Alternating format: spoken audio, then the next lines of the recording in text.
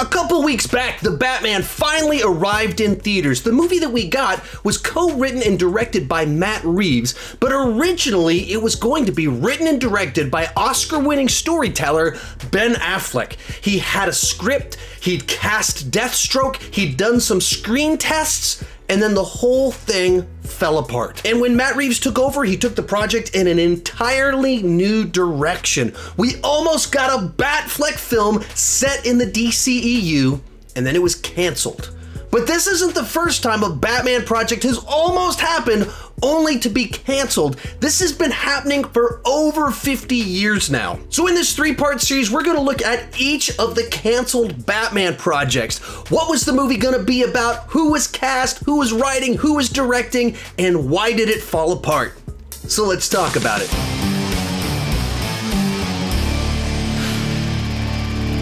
Hi, my name is Sean and I love to talk about movies and TV way too much. Before we get started, much of the content from this series comes from 4 different books. The first one is Tales from Development Hell. This one has a ton of information about canceled Batman movies. Second one is The Greatest Sci-Fi Movies Never Made. This is from the same author as Tales from Development Hell. Third is Superman vs. Hollywood, which is obviously primarily about the Superman movies that were made as well as the canceled ones, but all along the way it touches on the Batman films that were made as well as the ones that were in production and then got canceled. And finally, Underexposed, the 50 greatest movies never made. This one's just a couple years old, so it has a lot of projects from the last decade. If you're interested in movies that could have been, I do recommend checking out all 4 books. I'll have links down below in the description for where you can buy them. Also, I recommend checking out the YouTube channel Cut Short. It's all about movies that almost got happened. And why they got canceled, and he goes into great detail about a number of the projects covered in this video. With that said, let's get started, and our journey through canceled Batman movies goes all the way back to the 1960s with Batman vs. Godzilla or Batman meets Godzilla, depending on your source. In 1962, King Kong vs. Godzilla hit theaters, and it was the most successful of all the Godzilla films. It was followed quickly by several other versus films which didn't repeat the same success. The screenwriter of King Kong vs. Godzilla came up with an idea to team up Batman and Godzilla. And this is where things get a little bit tricky to know exactly what he had in mind, because he was writing his treatment at the exact same time that the Batman 1960s TV show was in production. It hadn't been released yet, but it was written and being filmed, and so we don't know if he knew about that show and was thinking perhaps this would be a crossover with that continuity, or if he was planning on doing his own kind of standalone Batman story with Godzilla. The story involved Commissioner Gordon vacationing to Japan with his daughter Barbara. The cruise ship they're riding on ends up being knocked over by a tidal wave caused by an evil meteorologist who can control the weather. Gordon decides to call Batman for help, but the evil meteorologist can't just control the weather, he can control Godzilla. In the finale, the evil meteorologist would fall to his death, and our trio of Bat heroes would use their Bat vehicles to battle Godzilla. Eventually, they would use some sort of mating call to distract Godzilla, which would cause him to take Batgirl on some sort of trip around Japan. While distracted, Batman would plant a bunch of bombs around Godzilla's neck, knocking him unconscious. Then they would team up with a group of scientists to send Godzilla into space. We don't really know how far into pre-production the movie got, but we do know a treatment was written, thus we have the plot description above, but we don't know if DC ever got hold of the treatment, had any say in it. We don't know if any Hollywood studio heads chimed in. We just know the project didn't end up happening, but the concept of a device that can control the weather did make it into 1967's Son of Godzilla, but this bizarre team-up, mash-up versus movie never ended up being made, obviously.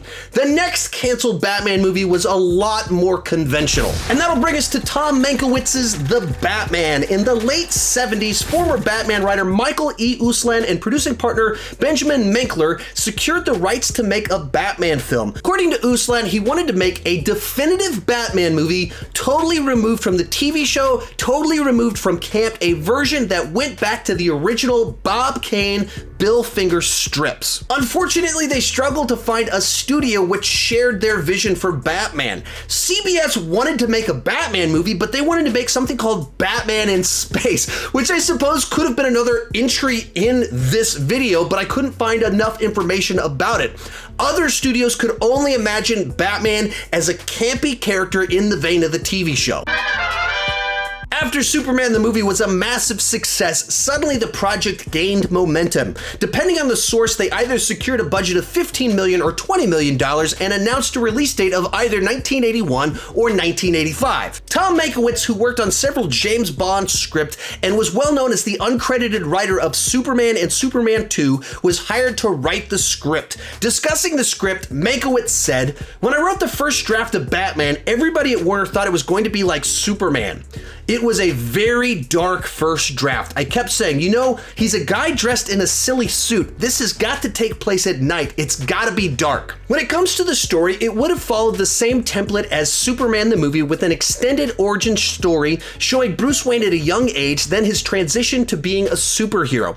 The primary inspiration for the villain plotline was Stingle Englehart's comic run, Batman's Strange Apparitions, which included Rupert Thorne and the Joker. Likewise, Robin would have been introduced towards the end of the film. Back in the year 2000, IGN did a recap and review of the script. I couldn't find it on their current webpage, but I used the Internet Wayback Machine to find their article. If you want to know a lot more about this version of the script, you can check out that link down below in the description. Over the years, several different high-profile directors were attached to the project, including Ivan Reitman of Ghostbusters fame and Joe Dante of Gremlins fame.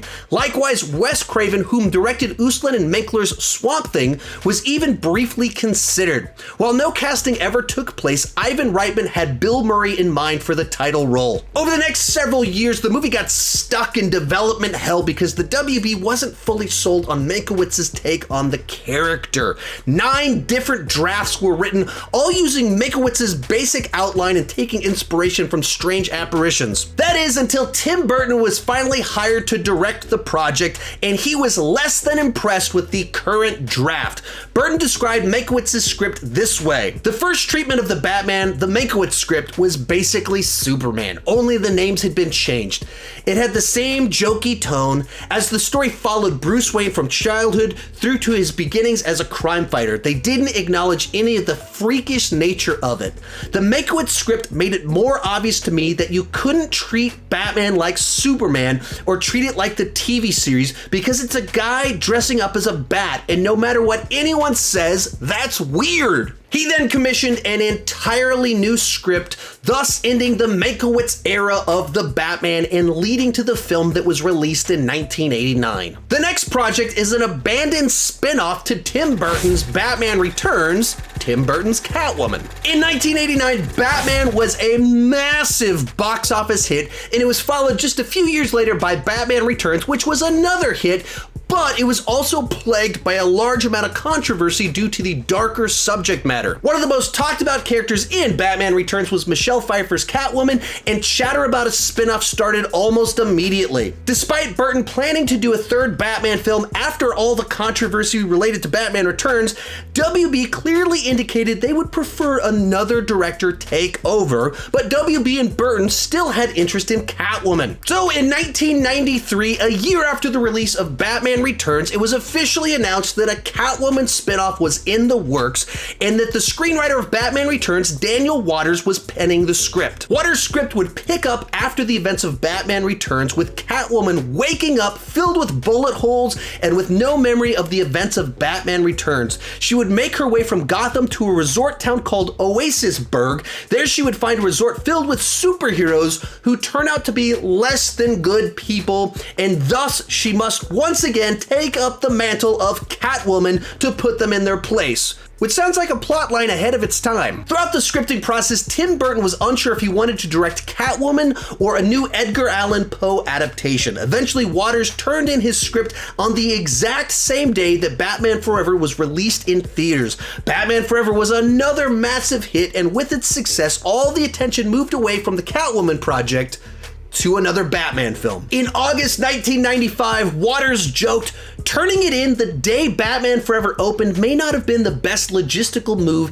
in that it's the celebration of the fun for the whole family Batman. Catwoman is definitely not a fun for the whole family script." Tim Burton eventually went on to direct Mars Attacks instead of either Catwoman or the Edgar Allan Poe project, and he followed that up by spending several years working on Superman Lives, another ill-fated superhero project. Michelle Pfeiffer stayed attached to the project as long as she could, but eventually she too had to pass on the project. After a decade stuck in development hell, eventually the project got new life. Ashley Judd was briefly attached in the title role, and then Halle Berry signed on. And of course, the movie that was eventually released in theaters has virtually no connections to the source material. The title character isn't Selina Kyle. She has no connections to Batman. In fact, she's just a lady that works at a makeup company that's brought back to life by Egyptian cats. Wow, that was weird. In fact, the director stated, "I didn't want to be too influenced by the comic book because the whole point of the movie is to be first a movie and to be different." Not a great plan. So there you have it. That's the movie Halle Berry decided to make as her follow-up to winning an Oscar for Monsters Ball. Oops! And that will bring us to the canceled Batman 5 or Batman Unchained or Batman Triumphant, depending on the version of the script. As previously mentioned, Batman Forever was a massive hit, and the WB was so confident in Joel Schumacher's abilities after seeing the dailies for Batman and Robin that they greenlit a 5th Batman film before Batman and Robin even came out. They first asked Batman Forever and Batman and Robin screenwriter Octavia Goldsman to return, but he declined. Now, your first impression might be to stand up and cheer that he didn't return to write the script, but keep in mind, he went on just a couple years after this to win an Oscar for writing A Beautiful Mind. He's written a ton of great films, but he was hired by Joel Schumacher to write this pun-tastic, campy version of Batman. He was just doing his job. He has written a bunch of great things. Mark Protosevich was hired as his replacement as of 2022. Protosevich's biggest credit is probably co-writing I Am Legend, actually with Octavia Goldsman, and he also has a story credit for Kenneth Branagh's Thor. And despite Schumacher returning, by all accounts, they were looking to make a darker film. In fact, Schumacher told E! Online he communicated to the WB production chief, "I would only do it on a much smaller scale with less villains and truer in nature to the comic books." And according to reports, Schumacher's main inspiration was going to be Frank Miller's Batman Year One, which actually is my personal favorite Batman graphic novel. Scarecrow was the planned main villain, and depending on your source, Nicolas Cage, John Travolta, Howard Stern, or Jeff Goldblum were rumored to be in talks to play the part. Harley Quinn would have been a secondary villain. This version of the character would have been Joker's daughter, not love interest, and she would have been out for revenge after Batman killed her father in Batman 89. Courtney Love and Madonna were rumored to be in talks for the role. Also, the plot would have involved Batman under Scarecrow's fear toxin, seeing visions of all the villains he'd killed in the previous films, most notably Jack Nicholson's Joker, which he teased the return of while promoting As Good As It Gets when he said, "The Joker is coming, and it's no laughing matter." While the main cast were all likely to return, there were some rumors that Kurt Russell was lined up to replace George Clooney, though producer John Peters as well as George Clooney both denied this. So what happened? Well, Batman and Robin released in theaters, and it did okay at the box office, but significantly less than Batman Forever. But more importantly, audience and critics did not respond well to this film at all, and the WB decided it was best to take the franchise in a totally different direction. This led to a series of Batman projects, including a pitch from Darren Aronofsky, a Batman Beyond film, and a Batman v Superman film in 2003, which themselves would eventually be canceled before Batman Begins would finally hit theaters in 2005. But that's what part 2 of this series is all about. Be sure to check back in a couple of days for parts 2 and 3 of this series, or if you're watching in the future, check them out right over there. Also, in the past, I did a video on canceled Spider-Man movies and one on canceled Venom movies. You can check them out in that playlist right down there. Thank you so much for watching, and keep talking movies too much.